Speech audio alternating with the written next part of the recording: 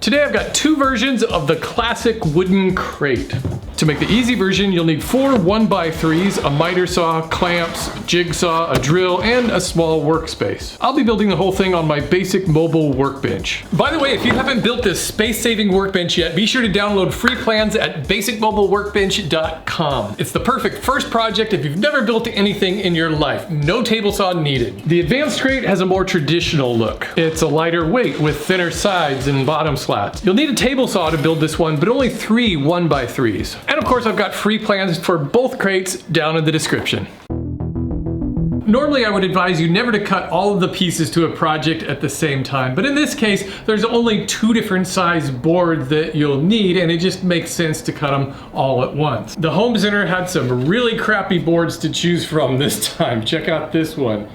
There's a lot of warped boards I have. Luckily, there's enough kind of scrap built into this project that I'll be able to just cut that part off and use the rest of it. I've attached an auxiliary fence, just a board, to my miter saw, so it gives me a little extra room over here where I can attach a stop block, and I've made a couple of marks where I'm going to be cross-cutting the boards to length.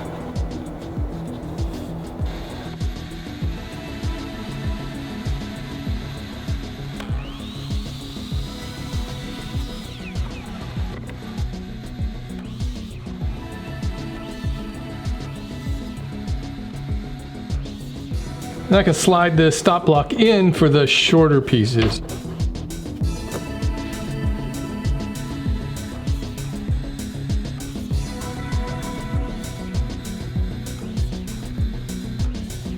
The next thing I want to do is edge join the shorter boards together to make those end panels. So what I'm going to do is put a bead of glue along 3 of these and spread it thin. This is Titebond 2 yellow wood glue I'm using. And I'll just push these together. Just make sure they're all flush. Like that. If you get these too tight, they'll just spring, these boards will just spring apart. The whole point of the clamps is just to keep the boards from moving while the glue sets. And I'm going to use these clamping cauls. These are just boards that I've put packing tape on so that the glue doesn't stick. And this will sandwich these boards together this way to keep them flat. And again, if you've over tightened these pipe clamps, it'll be really hard to flatten these boards out using these F clamps. And that looks pretty flat, and the ends are still flush.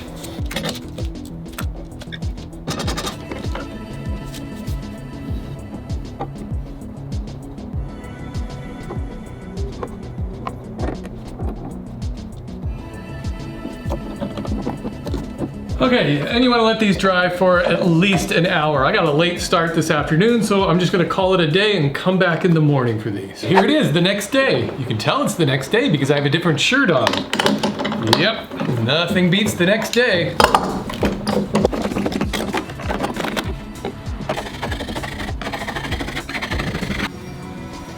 If you have a jigsaw and want to make finger holes for your crate, find a cap or some other round object that you can use to create some curves. Something like that. Now drill an entry point for your jigsaw.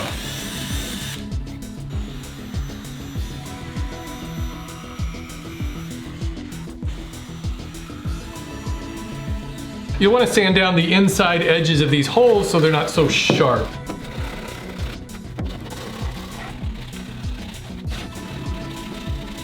Assembling this is simple. I'm going to start by attaching the bottom slats with glue and screws. And that can get a little tricky because it's a little wobbly right now. So what I'm going to do is clamp a couple of pieces onto the bottom here. And this will also help me just keep it squared up.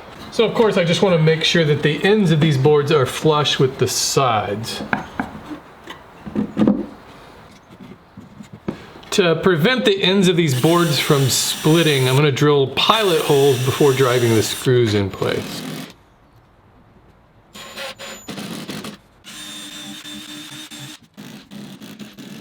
Well, I didn't quite get that center one straight, but hey, that's what gives this crate character. If I wanted perfection, I'd get a CNC machine.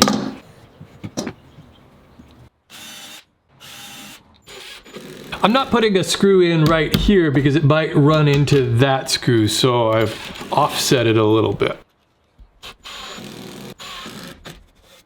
Honestly, I love the look of the screws in this crate. It just screams sturdy. That one split a little bit, but it's not going to affect the strength of this crate and just gives it a little extra rustic charm.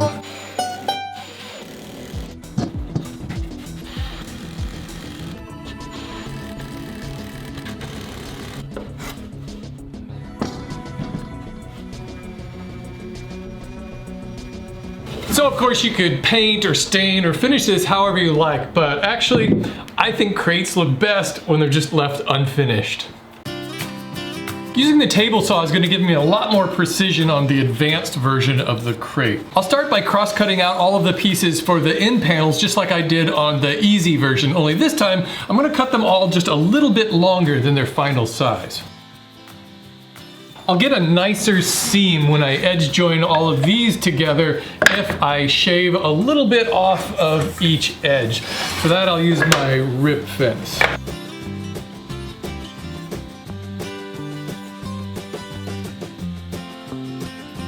Gluing these together is going to be the same as before, only this time it's actually going to be a little bit easier because I don't have to worry about getting all of the ends flush.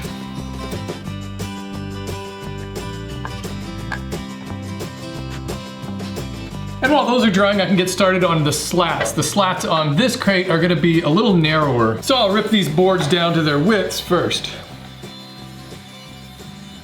I've slid over my rip fence so that I'll be able to resaw these boards right down the middle, so I'll have two equal thickness pieces. I've set up a feather board to keep my stock pressed against my rip fence as I'm passing it through the blade. I've also added on an additional block on my gripper so that it's up high enough I can keep it in place in front on this side of the blade to help keep it pressed down as the stock is running through. And finally, when the board gets towards the end of the cut, I'll need a way to push it through. I can't use the gripper on this part because the feather board is here. So I'm going to use this scrap that I used to test the thickness of the board as a push stick to push it on through.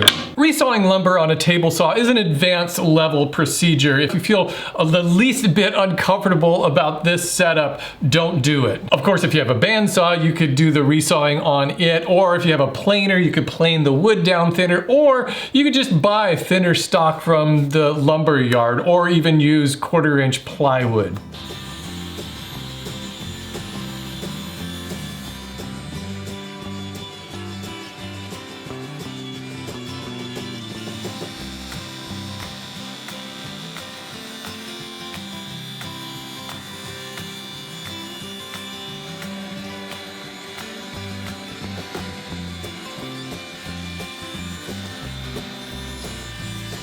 Lastly, I'll cross-cut these to length.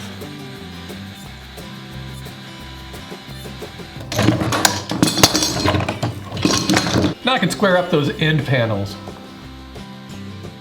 To make the handles on this one, I'm going to start by drilling 2 holes using a Forstner bit.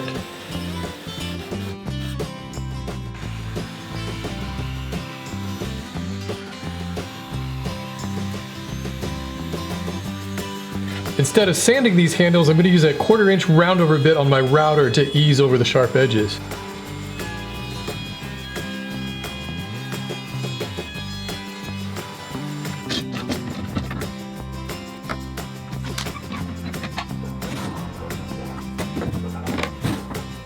Instead of screws on this one, I'm going to use glue and 1.25 inch finishing nails. The screws are just a little bit too aggressive on this thin wood and it's just too easy to split.